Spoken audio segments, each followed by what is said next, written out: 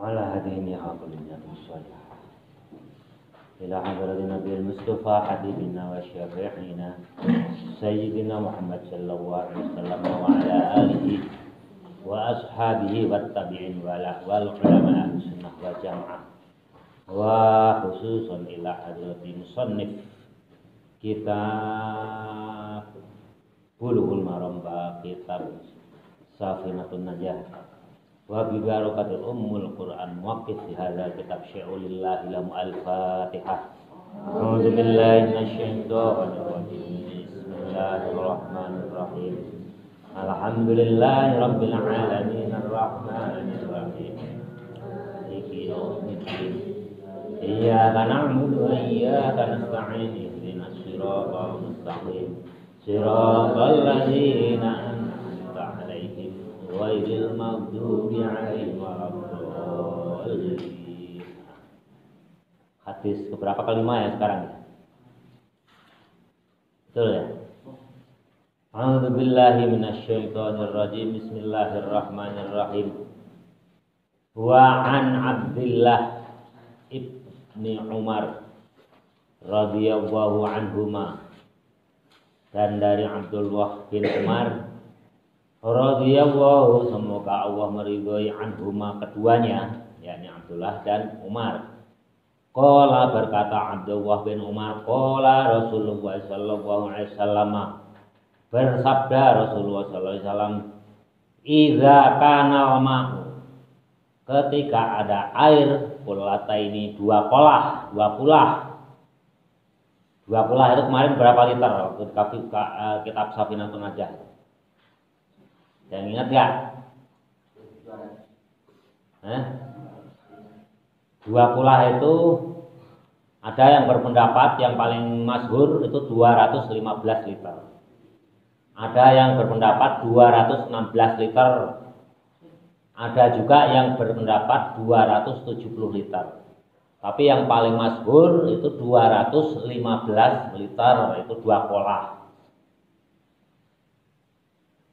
Kira-kira kalau kita buat bak mandi yang memuat, yang menampung 215 liter itu, berdasarkan pengalaman yang sudah itu panjang 60 cm, lebar 60 cm, tinggi juga 60 cm. Itu kalau bersih 60 kali 60 kali 60 itu kurang lebih ya 215 liter. Itu 215 liter lebih. Itu yang pengalaman yang sudah. Idza kanal ma'u, ketika ada air kulata ini yang dua kulah. Kalau bahasa Bapak itu jadi dua kolah. Bukan kulah tapi kolah. Lam yahmilil khobatha, itu tidak menjadi najis atau tidak menerima najis. Jadi airnya itu tidak najis. Jadi kalau ukurannya dua kolah, nah itu berarti bisa untuk bersuci, itu tidak mengandung najis atau menerima najis atau menjadi najis. Jadi boleh untuk bersuci, untuk wudu, untuk mandi junub, itu boleh. Wa fi lafdin, dan dari lafal yang lain, lam yang juz, tidak menjadi najis.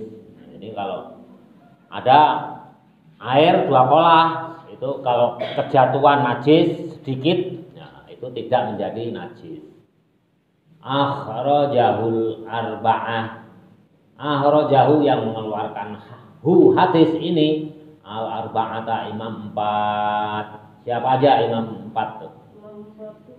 Ayo, udah hafal belum? Di sini ada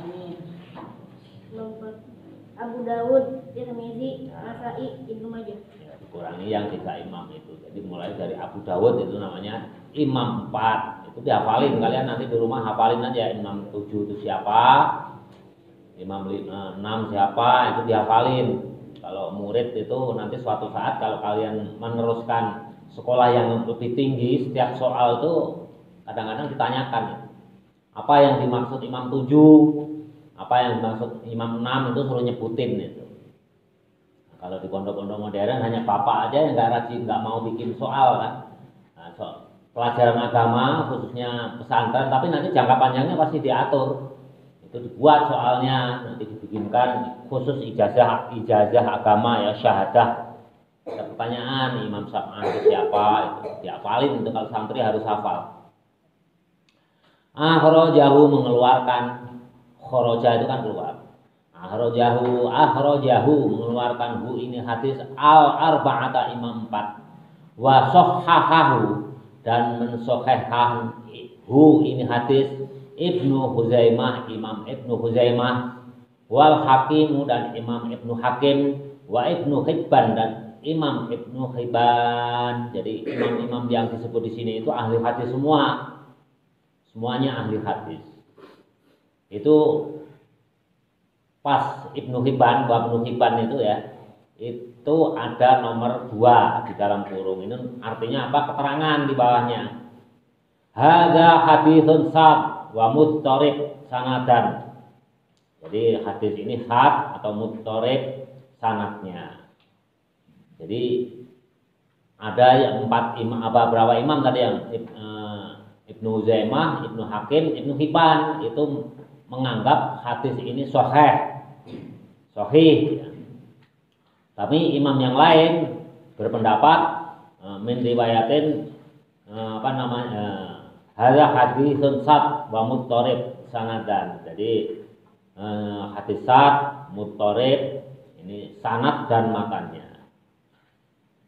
Itu jadi ada yang menganggap hadis ini sad atau muttarib, ada yang menganggap sahih. Ya, ulama ahli hadis sendiri nggak sepakat bahwa hadis ini sahih. Ya. Tapi mazhab Syafi'i ini dipakai, mazhab Syafi'i, karena sudah ada beberapa imam yang menganggap hadis ini sahih. Nah, ada juga nanti mazhab lain selain mazhab Syafi'i ya itu nggak sahih ini, jadi ini jangan dipakai. Jadi harus yang 2 kulahnya itu yang lebih banyak. Apalagi Imam Hanafi. Imam Hanafi itu lebih ekstrim lagi. Ukuran 2 kulah Imam Hanafi itu kalau kamu di ujung bak, kamu giniin ujung bak yang lain itu nggak bergoyang. Ya itu kan luas sekali berarti ya. Itu udah kolam aja. Ya, itu Imam Hanafi. Kalau kamu giniin, ya, kalau bak kecil kan pasti kalau ujungnya digoyang-goyang, ujungnya ikut goyang kan.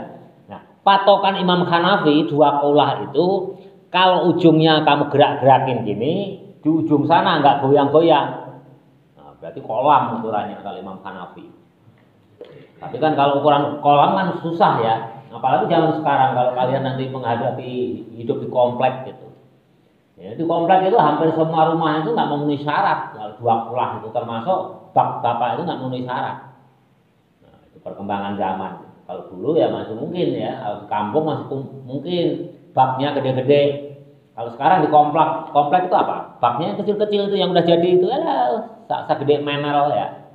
Itu. Nah, itu ya hanya nanti pandai-pandai kita aja. Itu kan dalam kondisi darurat. Kalau kita baknya mau kita besarin ya seperti Imam Hanafi ya mungkin satu rumah itu penuh aja 1 bak. Nggak mungkin itu digini-gini ujungnya pasti kegoyang. Tapi kalau Imam Hanafi kalau ukurnya 2 kolah itu ujungnya kita gerakkan, ujung sana udah nggak ikut gerak, itu baru namanya 2 kolah. Tapi ya gimana gitu. Sehingga fikih itu banyak perdebatan tuh di sini. Ya, kita lihat aja kondisi kita kayak apa. Kalau memang banyak air ya lebih besar baknya, ya tanahnya masih luas itu lebih bagus. Tapi kalau bicara hukum, itu Imam Syafi'i menganggap 215 liter itu pendapat yang masyhur, kolah itu udah sah walaupun kejatuhan misalkan tai cak-cak atau apapun yang najis asal tidak berubah warna, rasa dan baunya itu masih tetap air yang suci dan mensucikan. Jadi ini perdebatan nggak kaku ya. Kalau kalian nanti misalkan terjun ke masyarakat itu jangan kaku. Dilihat kalau memang ya mata airnya susah sulit ya itu cukup pakai teko aja, masukin teko untuk bisa. Nah, itu. gayung itu diturahin itu bisa. Ini yang bicara ideal gitu, menurut mazhab Syafi'i.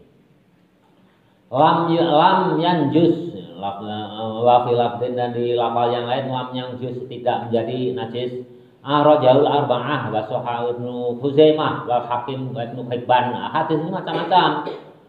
Syaratnya hadis sahih itu apa? Ya, sanadnya itu yang meriwayatkan. Hadis ini dari siapa? Dari si C, si D, si A, dari Nabi. Itu kalau namanya sahih itu yang meriwayatkan harus jujur orangnya, daya pikirnya kuat, dzabit, sikoh, orangnya terkena jujur. Imam Muslim yang perawi hadis kedua setelah Imam Bukhari itu suatu saat ingin menelusuri riwayat hadis ke suatu imam, ke suatu ajengan, ke suatu kiai. Kiai itu sedang memanggil kuda, bawa apa namanya rumput. Kuda itu dipanggil, ya gimana? Misalkan kalau manggil ayam kan kur kur kur kur kur gitu. Kalau kuda gimana ya? Mungkin nggak tahu gimana lah gitu. Kuda itu seorang kiai itu ditelusuri oleh Imam Muslim, diriwayatkan oleh kiai itu, mau nanya atau benar atau enggak, ketahuan aja ngebohongin kuda. Setelah kudanya nyamperin, datang rumput ini nggak dikasih. Nah ini Imam Muslim itu langsung pulang lagi, nggak jadi, nggak kepake yang gitu itu, nggak termasuk Sahih Muslim, nggak mau meriwayatkan Imam Muslim. Ini hanya ngebohongin kuda, apalagi ngebohongin manusia. Makanya syarat hadis yang sahih itu sanadnya harus orang yang jujur, dzabit, sikoh, ya, daya ingatnya kuat, jujur ya, dan ditelusuri apakah masih kecil atau udah besar waktu meriwayatkan hadis itu ditelusuri. Begitu juga matannya, matan itu isi hadis banyak bertentangan enggak, bahasanya gimana, menurut standar sastra Arab enggak. Nah, itu jadi standar sahih itu berat, riwayatnya enggak terputus. Mungkote kalau terputus satu aja berarti udah nggak bisa dianggap hadis sahih, apalagi perawinya bohong. Nah, bisa-bisa nanti hadisnya dipalsukan jadi maudhu. Ini hadisnya masyhur enggak, banyak yang meriwayatkan enggak, itu diteliti. Namanya ilmunya mustalah hadis. Kalian nanti kalau santri ke kelas aliyah itu ketemu pelajaran mustalah hadis itu. Bagaimana sih menentukan hadis sahih, hadis hasan, hadis dhaif? Nah, itu ilmunya namanya mustalah hadis. Jadi ini dari beberapa imam hadis sendiri ya namanya manusia ya. Mana manusia, ada yang lunak, ada yang keras. Nah, karena di ilmu hadis itu dipelajari nanti mengkritik hadis itu ya pelajarannya kan sanadnya. Kan ada orang itu yang tengah-tengah, ada yang kritik keras, pokoknya harus jujur pakai sekali. Diwarakan Imam Anu, wah nggak mau saya imam itu kayaknya kurang jujur sekali lah, gitu. Harus sekali jujurnya. Tapi nanti imam yang lain, wah imam itu udah bisa kita pegang kejujurannya. Nah, ini namanya macam-macam. Ya. Namanya kalau yang keras, itu dalam ilmu mustalah hadis itu disebutnya tasyaddud. Nah, itu tasyaddud itu standarnya tinggi, jujur sekali. Ada yang tawassut, ada yang tasyahud, itu yang paling lunak. Ya udahlah nggak apa-apa, kasihan dia juga udah meriwayatkan, udah capek-capek meriwayatkan, ya anggap aja jujur orangnya, anggap aja kuat daya ingatnya, gitu. Ya macam-macam lah. Sehingga hadis ini ada yang menilai sahih, ada yang menilai syadz dan mudharib. Tapi mazhab Syafi'i ini dipakai. Jadi kalau kalian pesantren salaf itu nggak ada namanya keran itu. Kalau wudu ya di bak gede gitu pakai gayung gitu. Yang pakai keran itu jarang gitu, yang pakai salaf gitu. Lirboyo yang mendapat ya pesantren salaf yang masih mempertahankan tradisi lama itu masih banyak yang kayak gitu. Gus Baha itu bapak yang udah ke sana. Itu sedikit sekali yang keran itu. Padahal muridnya ribuan, kerannya sedikit. Nah, ya ini ya di bak itu. Ada yang langsung kembang itu, ada yang pakai gayung, ada yang langsung jadi airnya itu kembali lagi ke bak. Tapi baknya gede-gede gitu. Jadi termasuk memenuhi syarat kul apa ini. Hadis ke-6. Wa an Abi Hurairah dan dari Abi Hurairah radhiyallahu anhu qala radhiya semoga meridhai Allah anhu kepada Abi Hurairah qala berkata Abi Hurairah qala Rasulullah sallallahu alaihi wasallam bersabda Rasulullah sallallahu alaihi wasallam la yaghtasil janganlah mandi ahadukum salah satu dari kamu sekalian fil ma'idda ini di air yang tenang, wa huwa junubun dan salah seorang tadi ahadukum tadi junubun dalam keadaan mandi junub akhrajahu Muslim yang mengeluarkan hadis ini adalah Imam Muslim. Jadi dilarang layak tasil kata Nabi, ini hadis dari Nabi Hurairah, tidak boleh mandi di antara kamu sekalian di air yang tenang. Air yang tenang, sedangkan kalian dalam keadaan junub, mandi junub itu nggak boleh menurut kita ini. Menurut hadis yang diriwayatkan oleh Imam Muslim. Air yang tenang itu apa? Ya kolam, ya nggak. Air yang nggak mengalir atau di bak mandi itu kan juga air yang tenang. Tapi kalau keran kan mengalir, walaupun sedikit kan mengalir, ya. Tapi kalau di bak mandi, walaupun kulata ini tidak mengalir, itu namanya air yang tenang atau di kolam. Nah, itu nggak boleh menurut hadis ini. Nah, tapi nanti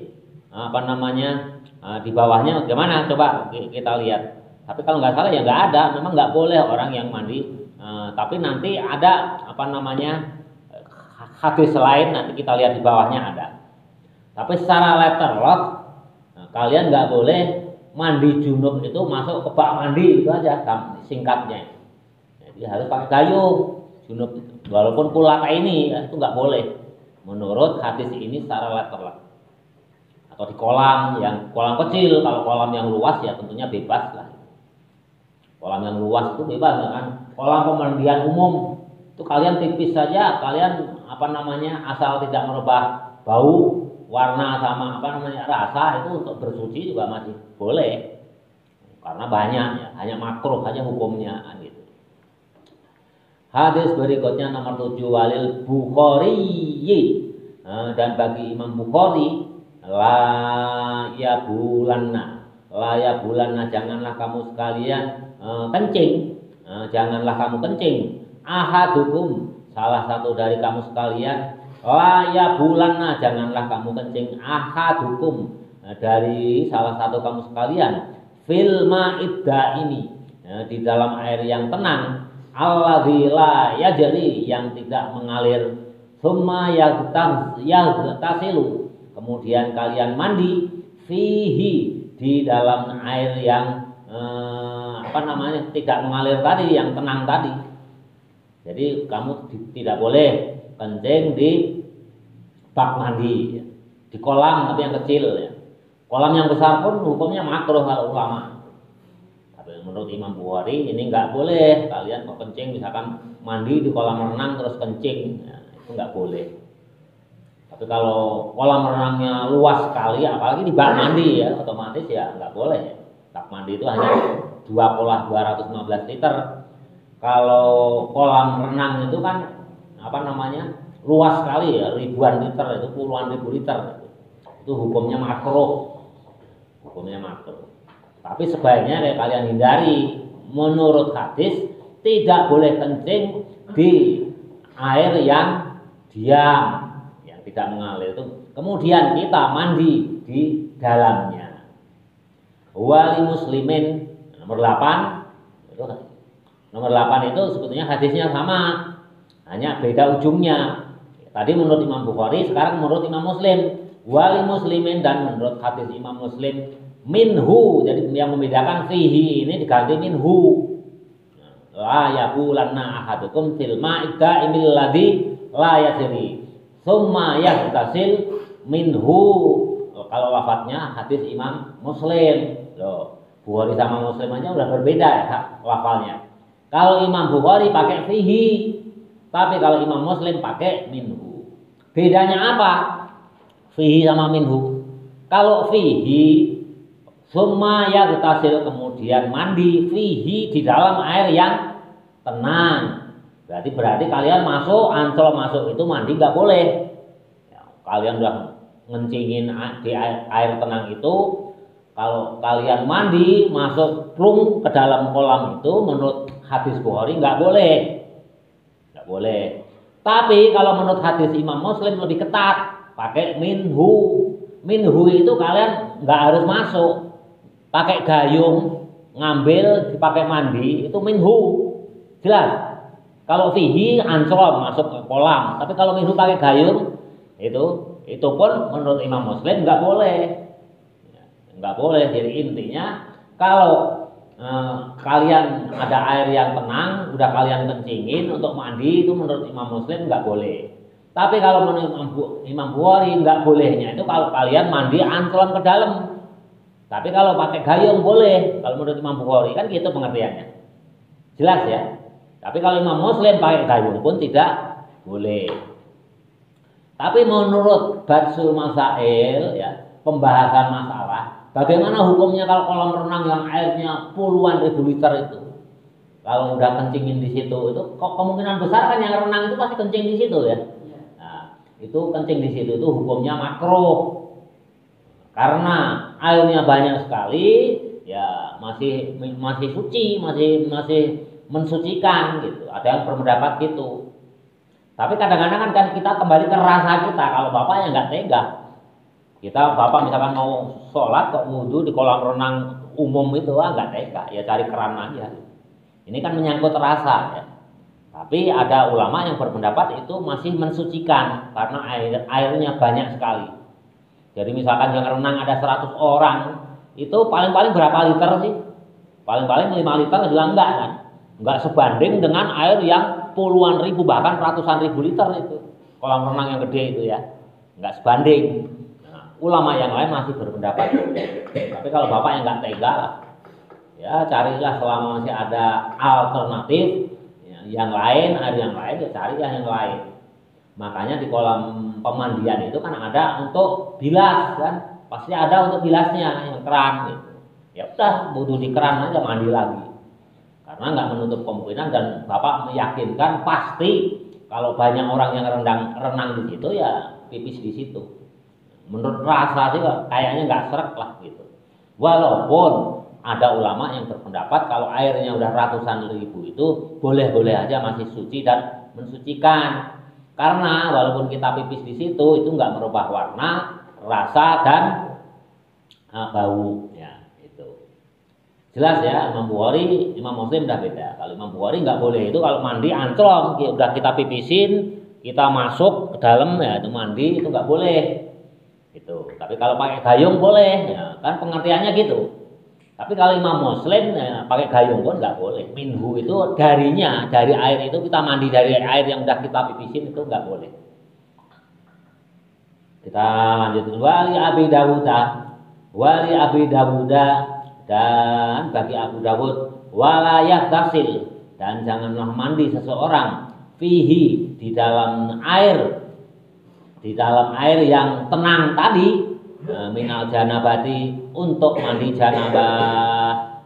Ini berpendapat ya tadi di atas kalau kalian janabah mandi air yang tenang itu udah dua imam besar melarang ya. Makanya untuk mazhab Syafi'i kalian misalkan mandi janabah mandi di dua pula kalian punya bak mandi yang ukurannya hanya 215 liter supaya cepat udah aja naik ke bak mandi selum sekali itu kan langsung itu rata semua naik. Nah, ini mazhab Syafi'i, menurut mazhab Syafi'i nggak boleh. Ya, kecuali di air yang mengalir. Ya pakai gayung aja kan. Gitu. Menurut Abu Dawud juga nggak boleh. Yang di atas juga nggak boleh. Ya. Wa junubun menurut Imam Muslim juga nggak boleh. Abu Dawud nggak boleh. Makanya mazhab Syafi'i kalau kalian nanti misalkan ngimpi basah, nah, biar cepatlah masuk aja ke bak mandi, celum langsung. Nah, itu nggak boleh. Itu air tenang itu nggak boleh. Hendaklah pakai gayung.